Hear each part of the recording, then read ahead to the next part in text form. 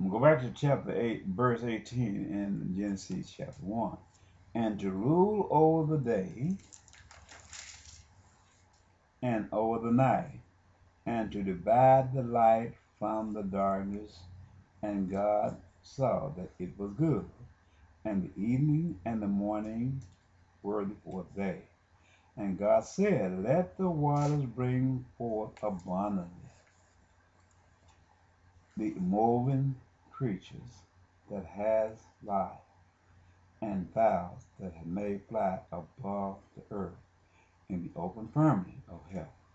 And God created great whales and every living creature that moveth, which the waters brought forth abundant after their kind, and every winged fowl after his kind.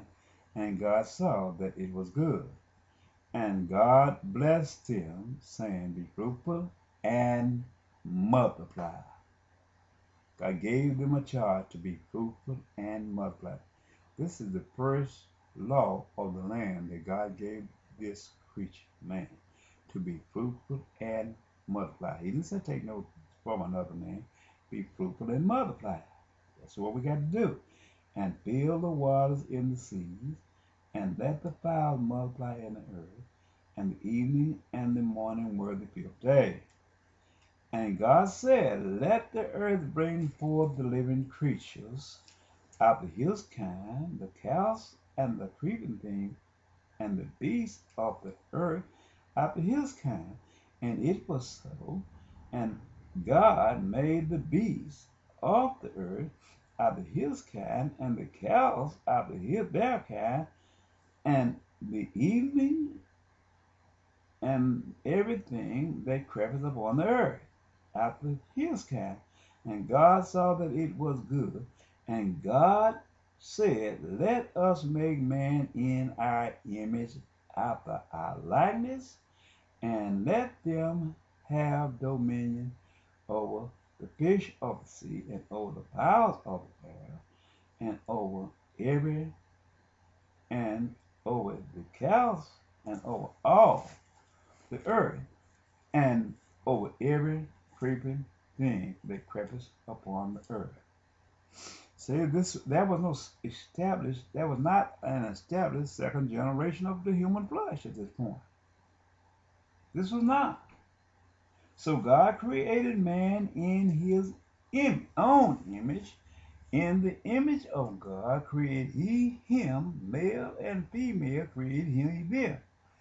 And God blessed them, and God said unto them, be fruitful and multiply, and replenish the earth, and subdue it, and have dominion over the fish of the sea, and over the fowls of the air, and over every living thing that moveth upon the earth.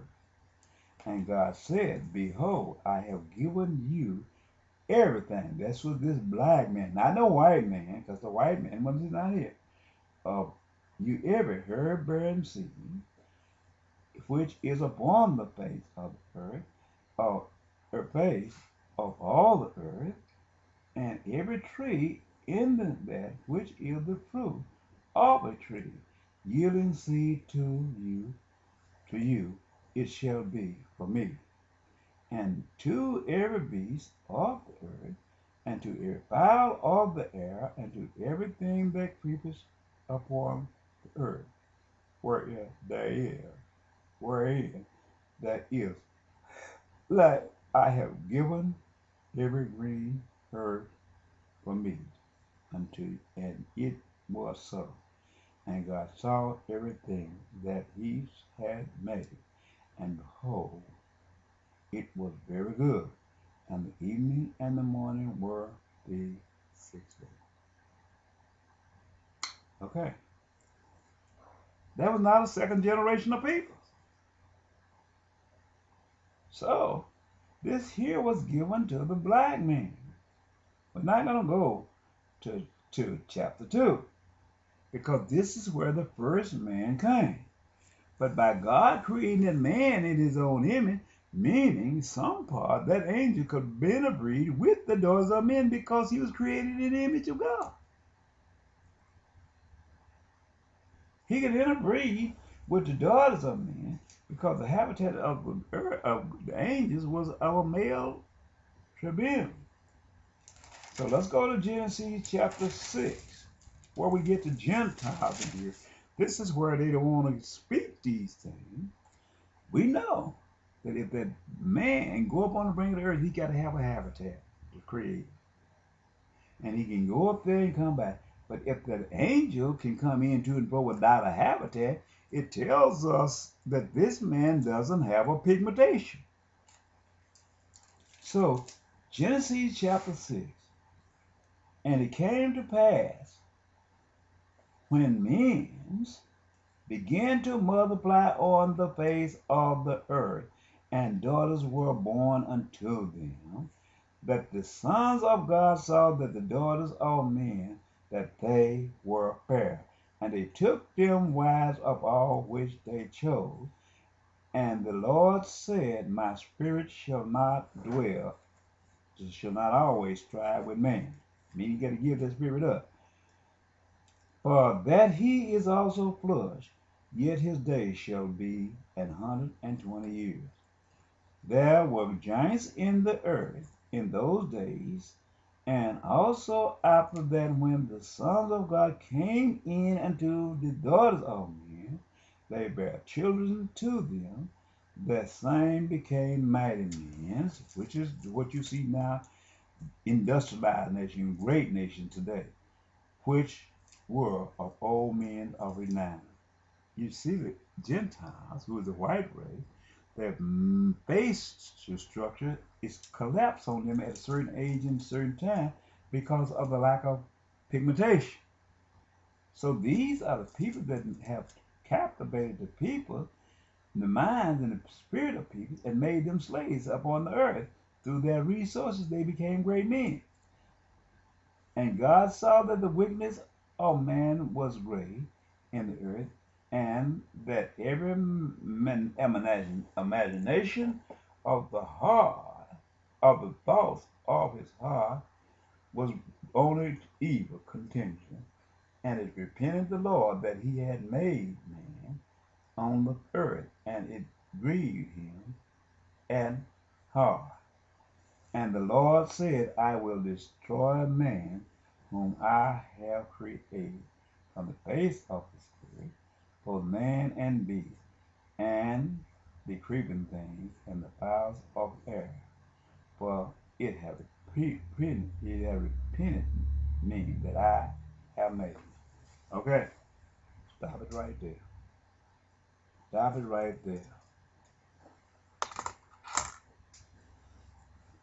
They saying Al Qaeda hate the United States of America. America is Gentile. America came from the angels bearing children unto the daughters of men.